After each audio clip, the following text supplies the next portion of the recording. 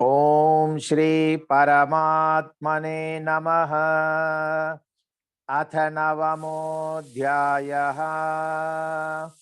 श्री भगवान् उवाच इदं तु ते गुह्यतमं प्रवक्ष्याम्यनसूयवे ज्ञानं विज्ञानसहितं यज्ञात्वा मोक्ष्यसे शुभात्।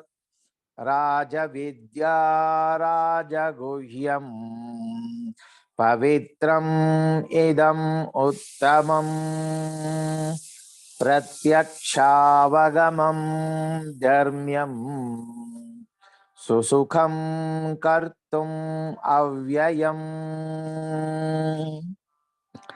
अश्रद्धधाना पुरुषाः धर्मस्यास्य परन्तप अप्राप्य मां निवर्तन्ते मृत्यु संसारवर्त्मनि।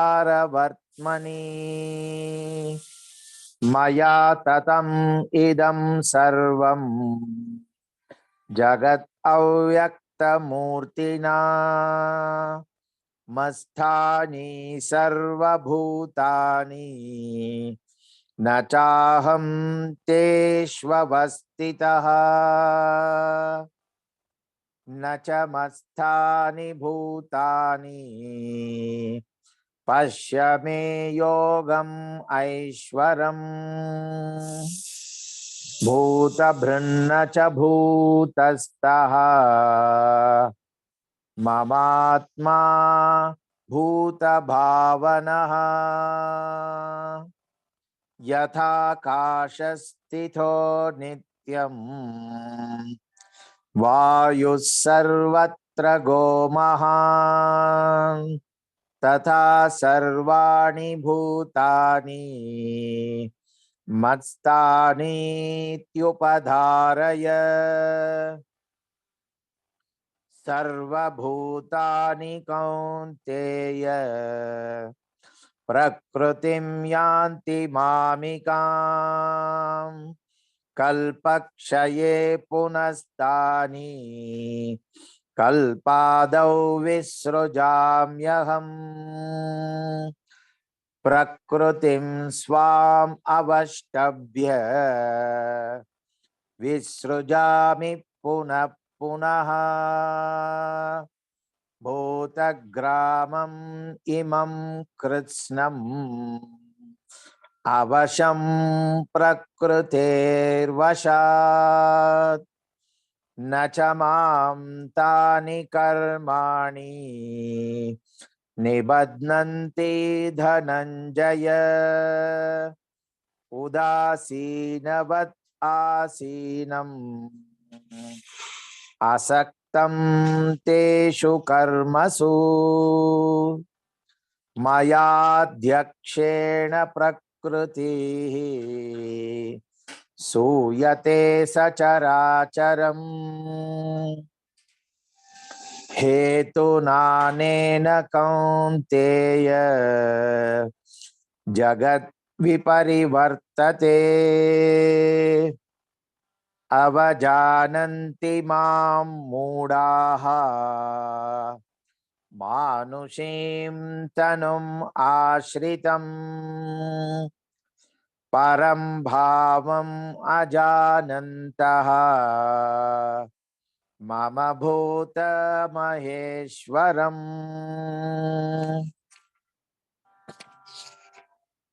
मोघाशामोघकर्माणः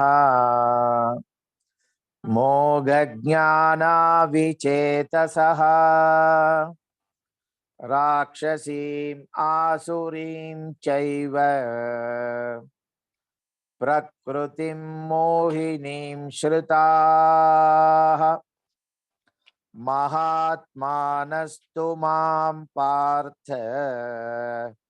दैवीं प्रकृतिम् आश्रिताः भजन्त्यनन्यमनसः ज्ञात्वा भूतादिम् अव्ययम् सततं कीर्तयन्तो माम् यतन्तश्च दृढव्रताः नमस्यन्तश्च मां भक्त्या नित्ययुक्ता उपासते ज्ञानयज्ञेन चाप्यन्ये यजन्तो माम् उपासते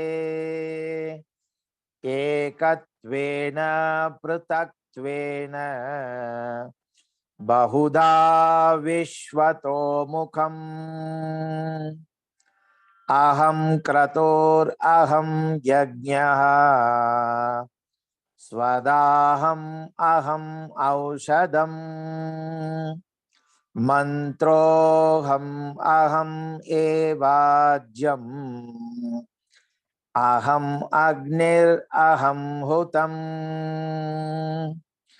पिताहम् अस्य जगतः माता धाता पितामहः वेद्यं पवित्रम् ओंकारः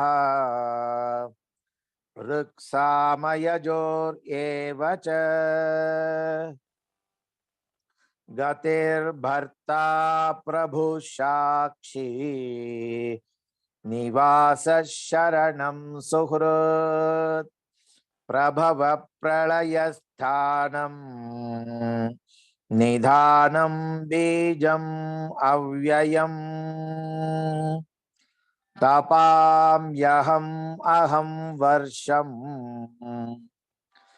निगृणाम्युत्सृजामि च अमृतं चैव मृत्युश्च सत् असच्चाहम् अर्जुन त्रैविद्या मां सोमपापूतपापाः यज्ञैरिष्ट्वा स्वर्गतिं प्रार्थयन्ते ते पुण्यम् आसाद्य सुरेन्द्रलोकम् अश्नन्ति दिव्यान् दिवि देव भोगान् ते तं भुक्त्वा स्वर्गलोकं विशालम् क्षीणे पुण्ये मर्त्यलोकं विशन्ति एवं त्रयी धर्मम् अनुप्रपन्नाः गतागतं कामकामा लभन्ते अनन्याश्चिन्तयन्तो माम् ये जना पर्युपासते तेषां नित्याभियुक्तानां योगक्षेमं वहाम्यहम् येऽप्यन्यदेवता भक्ताः यजन्ते श्रद्धयान्विताः तेऽपि मां एव कौन्तेय यजन्त्यविधिपूर्वकम् अहं हि सर्वयज्ञानां भोक्ता च प्रभोर्येव च न तु माम् अभिजानन्ति तत्त्वेनातश्च्यवन्ति ते यान्ति देवव्रता देवान् पितॄन् यान्ति पितृव्रताः भूतानि यान्ति भूतेज्याः यान्ति मद्याजिनोऽपि माम् पत्रं पुष्पं फलं तोयं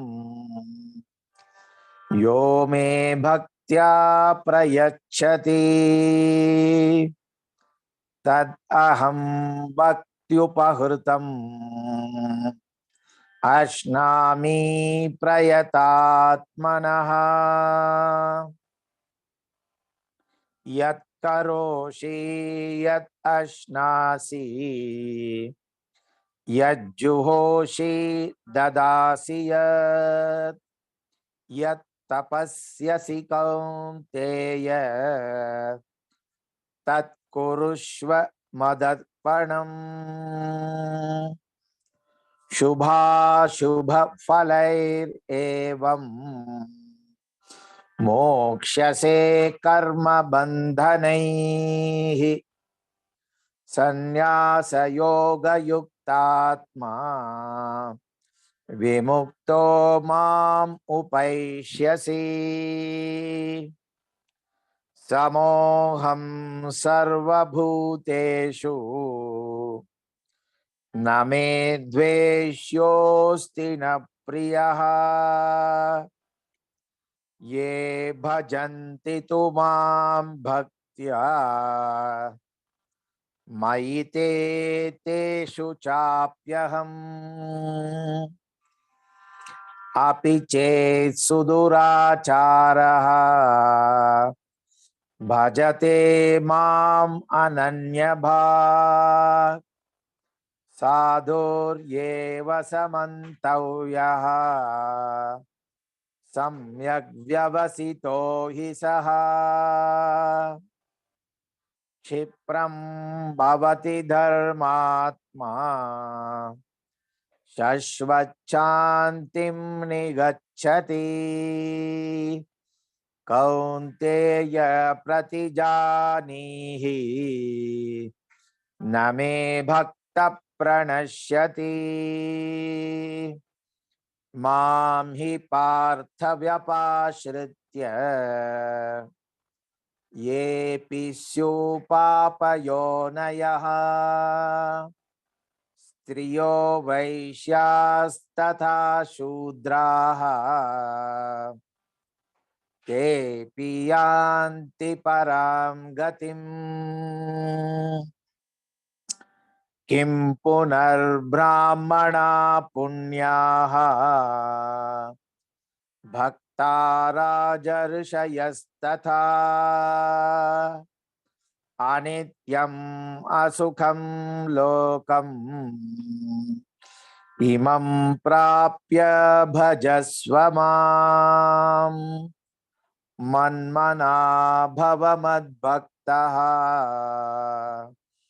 मद्याजी मां नमस्कुरु मां ये वैष्यसि युक्त्वैवम् आत्मानं मत्परायणः ॐ तत्सत् इति श्रीमद्भगवद्गीतासु उपनिषत्सु ब्रह्मविद्यायां योगशास्त्रे श्रीकृष्ण अर्जुन संवादे राजविद्या राजगुह्य योगो नाम नवमोऽध्यायः।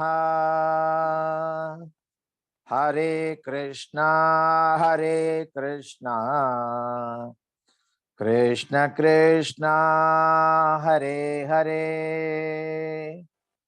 हरे रामा राम राम हरे हरे।